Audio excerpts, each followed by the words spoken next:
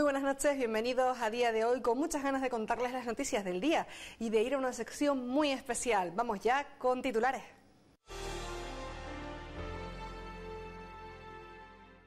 La decisión de MSC Cruceros de cancelar los 2 itinerarios de su buque Armonía por el Mar Rojo programados para este invierno y sustituirlos por 2 recorridos en Canarias es un ejemplo más de cómo estas compañías están esquivando Egipto ante la inestabilidad que sufre el país árabe.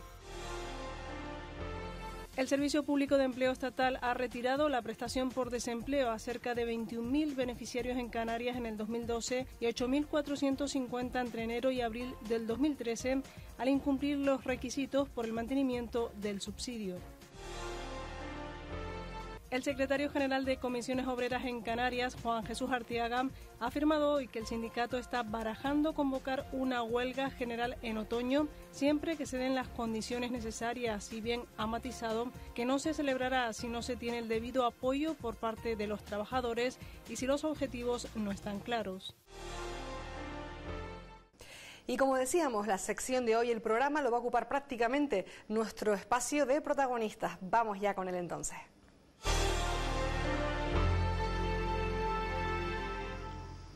Y en la sección protagonistas vamos a conocer a Munir Jojo Vergé. Muy buenas noches. ¿Qué tal? Que además bien acompañado, muy bien acompañado por nuestro compañero periodista Pedro Marrero. Yo creo que era una apuesta que teníamos Pedro y yo, ¿verdad? Sí. De contar una noticia positiva, que las hay y que se puede y que no estamos hablando de banalidades. Sí, porque dentro de cada noticia positiva pues hay una historia no tan positiva, pero que da pie pues, a este tipo de acontecimientos que, bueno, desde mi punto de vista, pues son dignos de contar, muy dignos de contar. Y tanto que sí. Munir Jojo Vergé es ingeniero aeroespacial, él trabaja para una compañía californiana que a su vez tiene un encargo por el Ministerio de Defensa en Estados Unidos para crear no sé cómo llamarlo, sería, porque es una novedad del aeromodelismo y enseguida vamos a ver las imágenes de ese proyecto que ustedes han creado, que llevan años en él y que aseguran que va a romper pues todos los moldes que hasta ahora existían, todos los modelos del aeromodelismo para el transporte. No sé si lo hemos presenciado y presentado como es.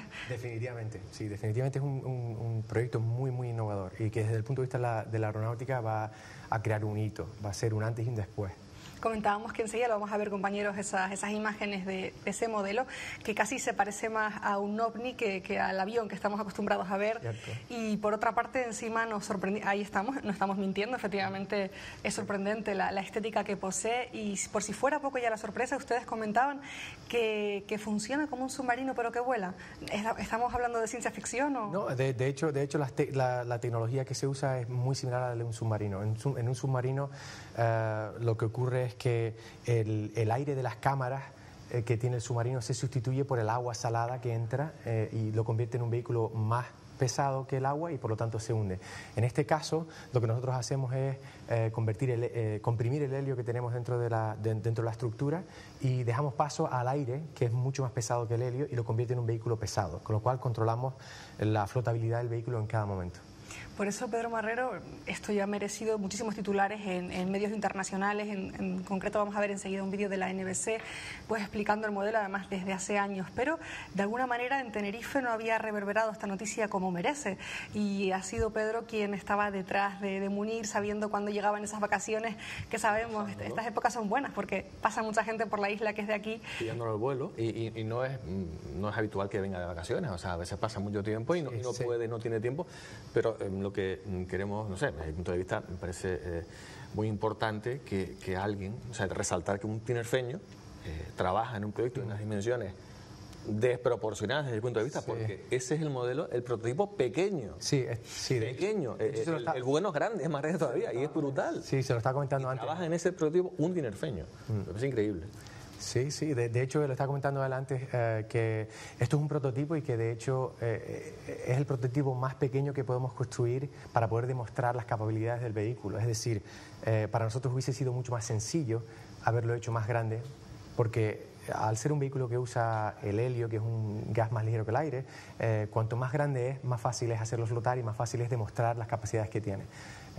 Por eso esto es lo más pequeño que se puede hacer y tiene 250 pies, que son casi 130 metros o así de largo.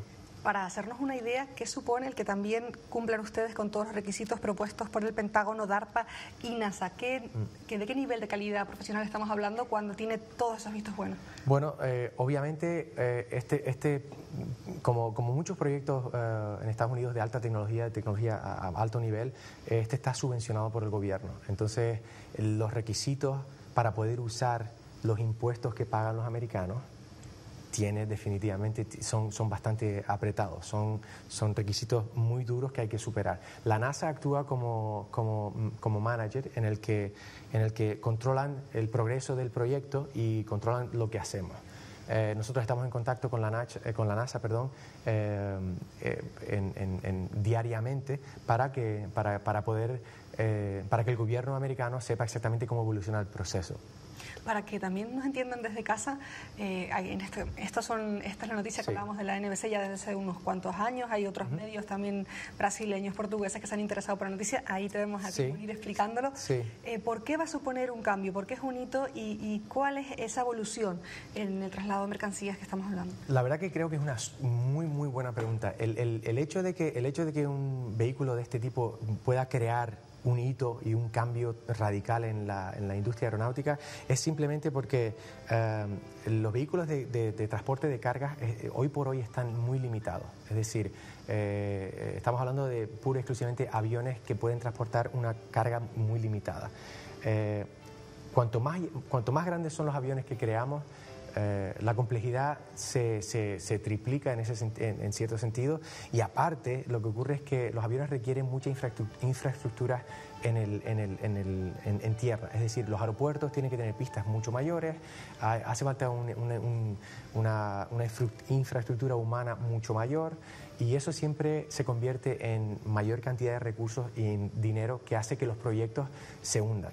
Entonces, en este caso, estamos utilizando una especie de híbrido, estamos utilizando una mezcla entre lo que es un dirigible normal, estamos mezclando también tecnologías de los aviones y tecnologías de los helicópteros. Estamos poniendo todas esas tres tecnologías juntas y estamos utilizándolos para controlar la flotabilidad del vehículo. El principal problema que tenemos con los dirigibles, por ejemplo, hoy por hoy, y el caso que te pongo es el del Hindenburg, que creo que es una lacra que estamos arrastrando los que trabajamos en un terreno así desde hace ya muchísimos años, y el principal problema que existe es que, como cualquier globo, como cuando tú tienes un globo normal con helio y se lo das a un niño, tiene un pequeño anillo en el fondo, ¿no? Entonces, ese anillo es simplemente para que el globo no se vaya. Eso es lo que ocurre cuando tú tienes, por ejemplo, un dirigible y tienes 4 o 5 personas dentro. Si esas personas se bajan del dirigible, el dirigible empieza a ser más ligero que el aire. Es decir, es como si cortases esa cuerda y esas personas se bajan. Ahora, ese globo tiende a subir y perderse. Entonces, el principal problema que existe hoy por hoy y que ha relegado a los dirigibles fuera de la industria es que no se puede compensar el peso que se desplaza fuera del vehículo, con lo cual lo hace inútil, no sirve para nada. Hoy por hoy se usan los dirigibles desde el punto de vista para sacar fotos, para filmar vídeos desde el aire y para hacer publicidad. Esa es la limitación que existe. Ahora, si tú controlas la flotabilidad de un vehículo y eres capaz de meter personas, carga o cualquier tipo de elementos dentro y eres capaz de quitarlos sin que ese globo salga y flote y se pierda, entonces estás controlándolo todo. Y si encima estás utilizando un gas más ligero que el aire, que te va a permitir levantar mucho peso a un muy bajo coste, estás resolviendo todos los problemas que existen hoy por hoy. Todos los problemas. Es decir, por ejemplo, otra de las características principales que tenemos es que al poder levantarse completamente vertical, eso elimina por completo cualquier tipo de pista para despegue. Es decir, si tú estás, por ejemplo, hace 1 año y medio en Haití, cuando hubo el terremoto en Haití, en Japón hace poco hace casi 1 año también, en el tema de la central nuclear, que todavía está dando muchos problemas. Ha habido un desastre humano y un desastre ecológico grandísimo. El principal problema que existe es el llegar con los recursos humanos necesarios para satisfacer las necesidades que existen. Cuando estás hablando, por ejemplo, de un caso como Haití, donde los terremotos rompen carreteras, puentes y cualquier tipo de acceso en tierra, la única forma es por aire. Ahora bien, de una sola vez tendríamos todos los recursos necesarios, todo. a un coste muchísimo menor, muchísimo más bajo. Sin tener que esperar, es verdad. También pues lo recordamos en Nueva Orleans, precisamente esa llegada de materiales, por ejemplo, que hacía un drama mucho peor. El caso, por ejemplo, que comentas tú de Nueva Orleans, el problema es que si tú no tienes unas pistas de aterrizaje no puedes enviar aviones. ¿Qué es lo que hace? Envías helicópteros. Los helicópteros no pueden levantar casi nada de peso, están muy limitados. Entonces tienes a unos helicópteros que van 500.000 veces para entregar la carga. Eso convierte el proceso de ayuda humanitaria en un proceso muy caro y muy poco eficiente. Entonces, desde el punto de vista, por ejemplo, humanitario, esto sería una respuesta absoluta para cualquier desastre natural. Es decir, estamos hablando de un vehículo, el más pequeño que se va a construir es el de 60 toneladas útiles de carga. 60 toneladas es muchísimo peso, con lo cual en un solo viaje ya estás repartiendo mucha ayuda humanitaria. El siguiente paso sería ir a las 200 y a las 500 toneladas. Estamos hablando de un proceso que cubre ese agujero que no está cubierto, es decir, estamos saltando ese problema, estamos resolviendo un problema sin tener que competir con nadie. Es decir, realmente esto no se trata de desechar otras industrias o eliminar competidores. Realmente esto no se trata de competidores, sino se trata de resolver un problema desde un punto de vista completamente diferente. ¿Y cuándo veremos este sueño cumplido? Supongo, Pedro, que también será una de las preguntas que nos estamos haciendo. Sí, ¿no? Ya me comentaba Munir hace unos instantes que se trata de un prototipo, digo, pues ¿cuántos años hacen falta para construir el grande, ¿no? Eso es una buena pregunta. La empresa asegura que en un proceso de aproximadamente 5 años se va a tener una flota de al menos 3 vehículos de 60 toneladas. Entonces, bueno, eso está por ver, hay muchas estrategias que se tienen que negociar. Obviamente esto es un proceso muy complejo, hay que mezclar las ayudas gubernamentales con las ayudas privadas, o sea, ya llega un proceso burocrático que ya no es tanto de ingeniería el presupuesto no exacto, entonces claro, se llega a un punto en el que definitivamente hay que poner conectar todos esos puntos, ¿no?, para crear un proyecto importante, pero desde el punto de vista temporal yo calculo que en aproximadamente 5 años tendremos algo que definitivamente va a cambiar la historia del transporte o de la logística aeronáutica en el planeta. Solemos decir que vuelven para contárnoslo, pero 5 años realmente es bastante tiempo, sí. No para el proyecto que estamos hablando, pero sí para la televisión que es más efímera, pero esperemos desde el punto que sea, ¿verdad, Pedro?, contar y seguir historias como esta. Y sobre todo ver la eficacia y comprobar cómo, porque desgraciadamente se van a seguir dando pues casos en los que la ayuda humanitaria va a ser necesaria, va a ser fundamental, y bueno, y instrumentos como estos son señales para poder pues hacerlo más rápido, ¿no? Llevar todo ese agua, a lo mejor se puede llevar agua también en un vehículo de esto, o sea, estamos hablando de muchísimas. Estamos hablando de infinidad de posibilidades desde el punto de vista comercial y civil. Normalmente la gente tiene tendencias a utilizar este tipo de conceptos como algo militar. Realmente yo te estaba comentando anteriormente que los usos son realmente ilimitados, o sea, podemos usarlo simplemente por ejemplo, para construir, ahora que está de moda mucho las energías verdes, cuando quieres construir, por ejemplo, un parque eólico, el principal problema que existe es que la localización de los parques eólicos normalmente suele ser en zonas remotas donde el viento es importante.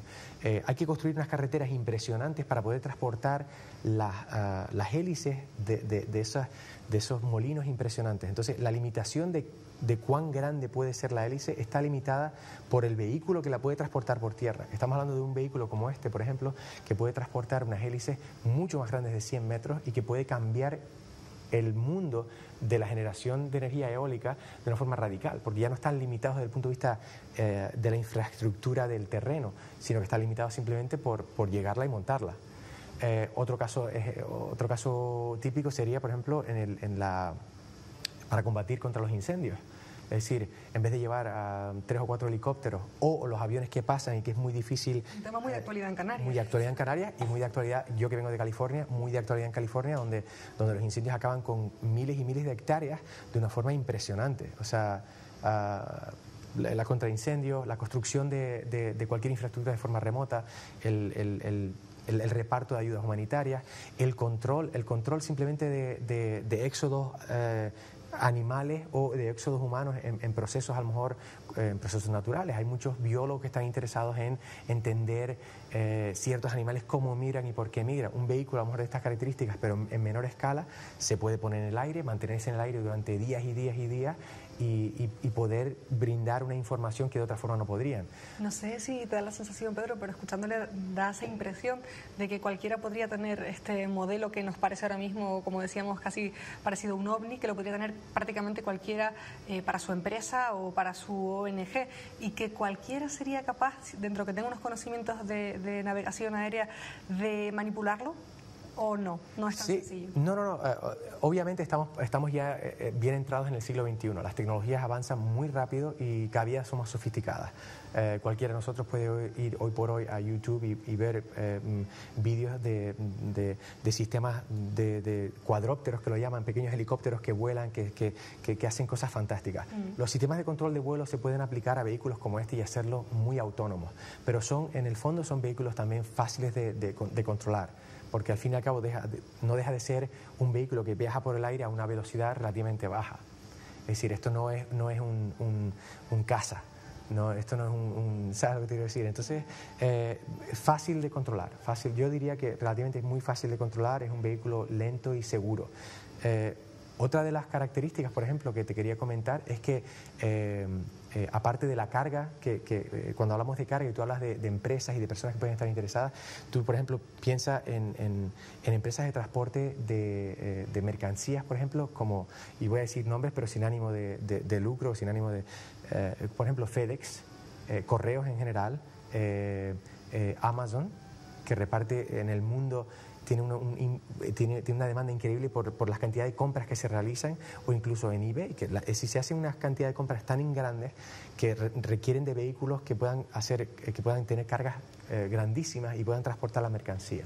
Estamos hablando incluso de sustituir ese transporte por barco, esos hangares que tenemos. Correcto. Siempre hablamos de comprar, cuando una persona va a otro país a comprar una determinada mercancía y sabe que tiene que llenar determinado hangar porque si no le compensa, a lo mejor en este caso podríamos economizar también. Esto es un vehículo que puede ir 4 veces más rápido que cualquiera de los barcos que transportan grandes mercancías hoy por hoy, y puede consumir hasta la cuarta parte menos, con lo cual estamos hablando que puede ser un buen sustituto del transporte marítimo también.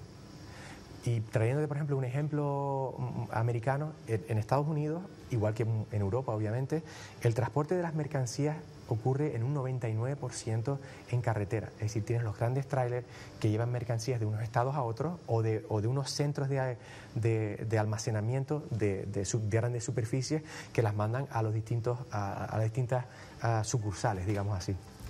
Esos transportes por carretera normalmente acarrean el mayor de los costes del producto que estamos transportando, y eso lo que puede ocurrir es que sufra un cambio radical en la forma en la que se hace logística hoy por hoy.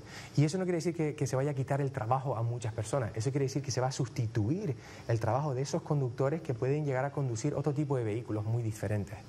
Y teníamos esa duda también, nuestros compañeros, la verdad, sorprendidos por la magnitud de este proyecto.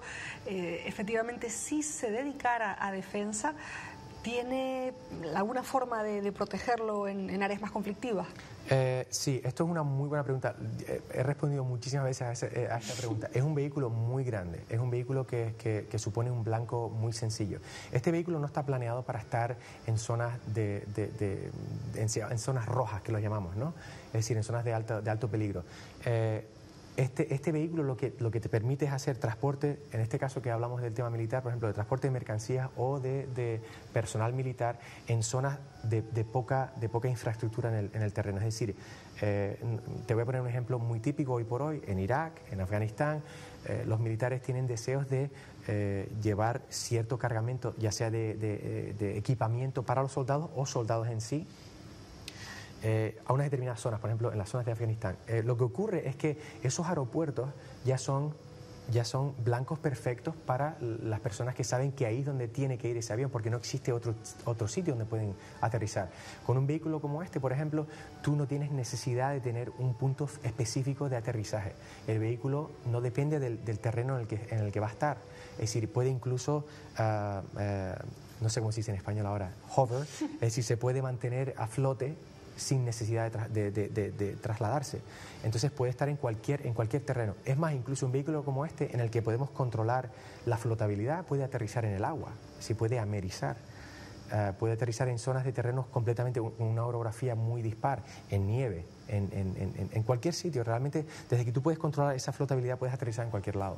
Y eso es una gran ventaja. Las imágenes, los telespectadores se estarán sorprendiendo, sí, porque también en esos momentos de trabajo el equipo descansa, el equipo juega y el equipo se lo pasa bien. Sí. De hecho, esto es gracioso. Esto es un vídeo que yo hice personalmente coleccionando fotos de los momentos que pasé en el año 2012 y en las que también habrán podido ver los telespectadores que hay momentos también en los que lo pasamos bien, en los que nos reímos, en los que intentamos hacer que este trabajo tan duro pase de algo muy complicado a algo un poquito más llevadero. Cuando comenzaba esta historia, que hay que decirlo, volvemos a repetir, y es así, que nuestro compañero Pedro Marrero pues se interesaba y la seguía para que hoy la puedan ustedes ver aquí, él me insistía en que además de por supuesto el proyecto que estamos viendo, que es fabuloso, existía una historia personal de Munir, y es que ha luchado mucho, ¿verdad? Y queríamos también hacer llegar esa superación personal. Sí. No, yo estoy aquí más apoyando psicológicamente, como decirlo de una manera, es la forma de decirlo, simplemente haciendo bulto un poco, porque quien tiene que contar historias aquí es Munir, ¿sabes? Pero sí me gustaría pues insistir en el lado humano, ¿no? que lo tiene, vamos, es una gran persona y siempre lo ha sido, y de un gran corazón, y sobre todo de una gran capacidad de lucha, porque se ha encontrado con momentos en los que lo más fácil es tirar la toalla y volver a casa, y él ha insistido y pues me quedo aquí y lo sigo intentando porque es lo que quiero. Y como decíamos que quizás no ha tenido en su momento esa ayuda de las administraciones para lograr una beca y poder estudiar en Estados Unidos. Además comenzaba esa formación con 28 años, era titular un poco de pasada en nuestros relativos, en los medios de comunicación canarios, pero esa repercusión que él comentaba, ese agradecimiento a las pocas entidades que le ayudaron, como en su momento Caja Canarias a través de la Fundación Obra Social, pues él sí quería revertirlo y contar, bueno, lo que ustedes pudieron hacer por mí, desde luego ha servido para mucho, y estamos hablando de una persona joven, todo lo que nos queda. Sí, todavía gracias a Dios queda mucho, pero sí es cierto que han habido muchos obstáculos, sobre todo también porque cuando empiezas una carrera muy tarde, o sea, yo ya estaba en Tenerife muy asentado, me estaba comprando una casa, pero sabía que lo que quería era realmente hacer algo nuevo, era algo que tenía muy decidido. Entonces decidí a los 28 años romper con todo y irme a Inglaterra. Realmente no tenía los recursos económicos para poder irme. Lo que sí ocurre es que en aquel entonces el Departamento de Educación británico, que ya pertenecimos en aquel entonces a la Comunidad Económica Europea, como ciudadano europeo yo tenía el acceso a las becas sin tener que pagar ninguna de las tasas universitarias. Así fue como todo comenzó. Y le estaba contando, de hecho, antes a Pedro, cuando venimos para acá, que fue una etapa muy dura. El primer año que yo pasé en Inglaterra, bueno, los primeros 3 meses bajé casi 24 kilos. Es decir, pasé, porque hubo una barrera idiomática muy grande, le estaba contando, yo al principio me sentía deprimido, es decir, yo pasé de un joven de 28 años acostumbrado a trabajar de cara al público. Él también me conoce, yo soy muy hablador, me encanta hablar de las cosas que hago, de cualquier cosa. Y pasar de eso a estar completamente limitado verbalmente fue un shock muy grande, muy grande. Aparte también, obviamente, echas de menos a la familia, echas de menos a los amigos, incluso aunque fuese tan cerca, en aquel entonces yo no estaba acostumbrado a estar tan lejos de la gente a la que quería durante tanto tiempo, y los primeros meses fueron terribles. Después el tiempo pasando, todo se fue recuperando, conseguí sacar adelante la carrera, gracias a Dios, de muy buena forma, y las notas de esa carrera me permitieron tener el acceso a un máster en estudios espaciales en Francia, en el cual solamente 50 personas a nivel anual tienen la posibilidad de participar. Y en ese momento fue cuando empecé a aparecer en los medios de comunicación, porque necesitaba conseguir 11.000 euros. La Agencia Espacial Europea me había dado ya 11.000 euros, demostrando en sí lo que confiaba en mí una entidad de ese carácter, pagando la mitad de la matrícula. Eran 22.000 euros de aquel entonces, en el 2003. Me faltaban 11.000 y tenía 10 días para conseguirlo. O sea, yo no fui a mi graduación en Inglaterra, vine directamente a España y lo primero que hice fue ir a los bancos para pedir ayuda. Los bancos obviamente se dieron cuenta que yo como estudiante no tenía nada para avalar un préstamo de esas características, y entonces después de los bancos ya acudí a las instituciones del Cabildo y al Ayuntamiento. No tuve ninguna suerte, desafortunadamente no tuve suerte. y aún pidiendo solamente el aval, no siquiera estaba pidiendo el dinero, yo no pedía el dinero como tal, sino pedía, por ejemplo, el aval. Es decir, una entidad como por ejemplo el Cabildo o el Ayuntamiento podía avalarme y yo podía pagar ese préstamo luego. Para hacerte un poco la historia más corta, al final acabé de una forma un poco aleatoria en los medios de comunicación y todo saltó un poco más en el ojo público. Y a partir de ahí tuve una idea, un amigo mío, de hecho, que vi hoy, que hacía ya 2 años que no veía, tuvo una gran idea que era organizar un concierto de música clásica. Él es pianista y organizamos un concierto de música clásica en el que recaudábamos fondos. Quiere decir que esta historia fue contada en su momento en el periódico El Día, pero bueno, queríamos entrar en la persona que fue titular. Y después de eso, después la obra social de Cajas Canarias me dio 3.000 euros, fue una ayuda increíble y por eso siempre estaré agradecido, obviamente, porque fue digamos, la semilla que germinó en el futuro y permitió que yo creciera profesionalmente. Y bueno, lo demás ya casi se puede decir que es casi historia. O sea, me conseguí la plaza en la universidad, es decir, pagué mi matrícula, con lo cual la plaza mía no la dieron. Y cuando empecé a trabajar, cuando empecé a hacer el máster en la universidad, todo empezó a rodar mucho mejor. A partir de ahí y a partir de las notas que estaba sacando en el máster, la NASA, un laboratorio de la NASA en California, me dio una plaza para poder hacer un intercambio. Y estuve trabajando en un proyecto que iba a ir a Marte en el 2011, que desafortunadamente nunca llegó a cumplirse, pero trabajé muy en serio y ya después fue todo un andar. Pues Munir, nos quedamos con esa andadura que esperemos que sea larga y así de fructífera. También Pedro Marrero, gracias de verdad por traernos esta historia estupenda y que sigamos así. Muchas gracias a ti, gracias. Nosotros queremos, por supuesto, dedicarle la sonrisa del día a Munir Jojo Vergé y a nuestro compañero Pedro Marrero por traernos historias tan geniales a través de otro cineasta genial japonés, como recordaremos, Hayao Miyazaki, su nueva película también sobre un ingeniero aéreo que también hace maravillas. Esperemos que el día de mañana también Munir sea pues obra de un gran escritor o de un gran cineasta. Con esta noticia de la sonrisa del día nos despedimos hasta mañana.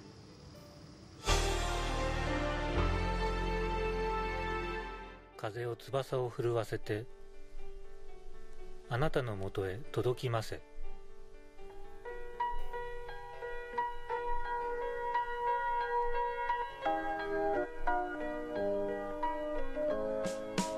Kase Tachinu, El viento se levanta, es la última película de Hayao Miyazaki sobre Hiro Horikoshi, padre del A6M, el Zero Sen, casa insignia de las fuerzas aéreas niponas en la Segunda Guerra Mundial. Miyazaki explicó que confía en haber subrayado la genialidad y humanidad de este ingeniero. Una película sobre el mundo bélico de quien colaboró junto a Isao Takahata para los anime Heidi, Marco o Ana de las Tejas Verdes. Desde 2008, con Ponyo en el acantilado, Estudios Ghibli ha tenido a sus fans en vilo esperando una nueva producción. En este caso existió el atisbo de posibles críticas a esta niña pez por ser excesivamente ingenua e infantil. Unas dudas despejadas ahora por el cambio de giro en su último trabajo. El autor de El castillo ambulante, La princesa Mononoke o Mi vecino Totoro, entre otras muchas películas, demuestra, con El viento se levanta, cómo lograr un éxito en taquilla con un cine duradero en la memoria.